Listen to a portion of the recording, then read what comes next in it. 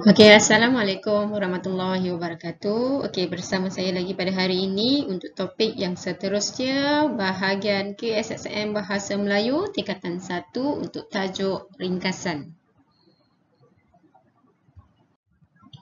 Okey, objektif pembelajaran kita pada hari ini diharapkan pada akhir pembelajaran dan pengajaran, diharapkan murid-murid dapat mengenal pasti sekurang-kurangnya 5 isi penting dalam petikan yang diberikan. Yang kedua, menulis ringkasan dengan menggunakan ayat yang gramatis berdasarkan maklumat yang diperolehi. Okey, berikut merupakan panduan untuk menulis ringkasan. Okey, benda yang pertama yang perlu awak buat adalah kenal pasti apa kata kunci yang terdapat dalam arahan. Okey, kata kunci. Yang kedua, barulah awak akan mengenal pasti isi-isi penting yang ada dalam teks. Dan yang terakhir, awak perlu tulis ringkasan dalam satu perenggan sahaja.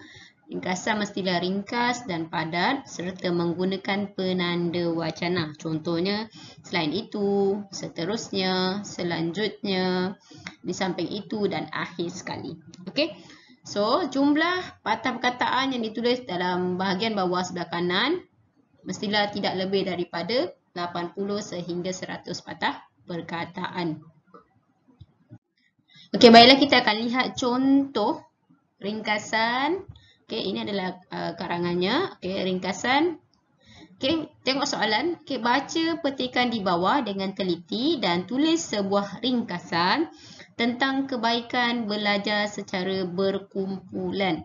Okey, panjang ringkasan anda hendaklah tidak melebihi 80 patah perkataan.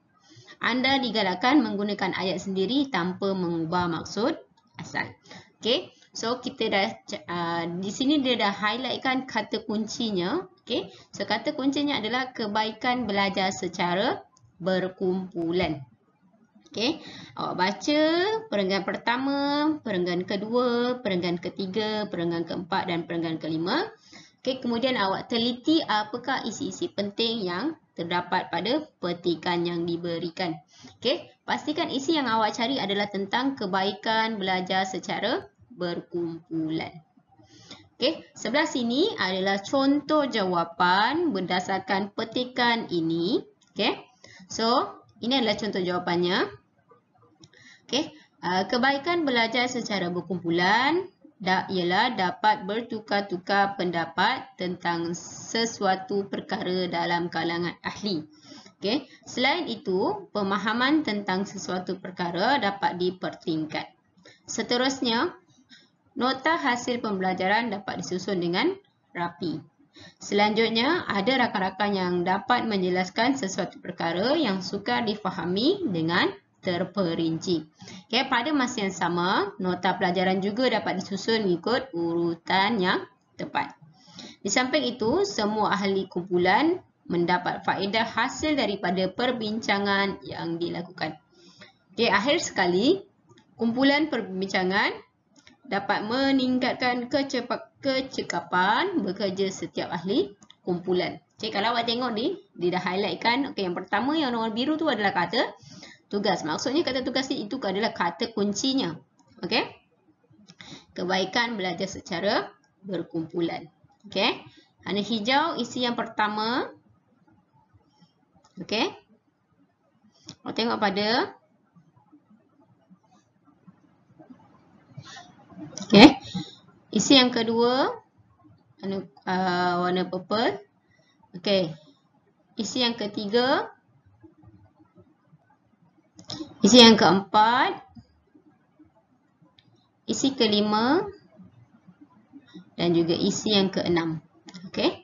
Serta yang terakhir adalah isi ketujuh. Okey. Isi keenam dan ketujuh merupakan pilihan sekiranya jumlah perkataan bagi ringkasan masih tidak melebihi 80 patah perkataan. Okey. So dekat sini saya nak jelaskan awak. Okey. So setiap isi yang diberikan ni adalah isi yang padat dan juga ringkas. Okey, tak perlu ada contoh, tidak perlu ada huraian. Okey. So, dia hanya isi sahaja. Maka jelas di situ ringkasan kita hanya ambil apa yang dikatakan tentang kebaikan belajar secara berkumpulan. Okey? So itu sahaja. Okay, so ini adalah soalan tugasan awak untuk hari ini. Okay, saya ingatkan sekali lagi. Okay, kata kuncinya mesti mengenal pasti kata kunci dalam arahan soalan. Okay. Yang kedua, mengenal pasti isi penting dalam teks. Dan yang ketiga, tulis ringkasan dalam satu perenggan. Yang keempat, gunakan penanda wacana. Dan yang kelima, tulis jumlah patah perkataan yang telah awak buat di bawah ringkasan. Okay. So, ini adalah tajuknya, aktivitinya. Catat isi-isi penting yang terdapat dalam petikan dan tulis ringkasan dengan menggunakan ayat yang gramatis. Okay. Kat sini dia tak ada bagi kata kunci. Tapi awak cari sendiri kata kuncinya. Awak baca dulu apa dia punya petikan ini tentang apa. Okay. Kemudian baru awak boleh cari isi penting. So itu sahaja daripada saya untuk hari ini. Okay, sekian sahaja daripada saya. Assalamualaikum warahmatullahi wabarakatuh. Bye.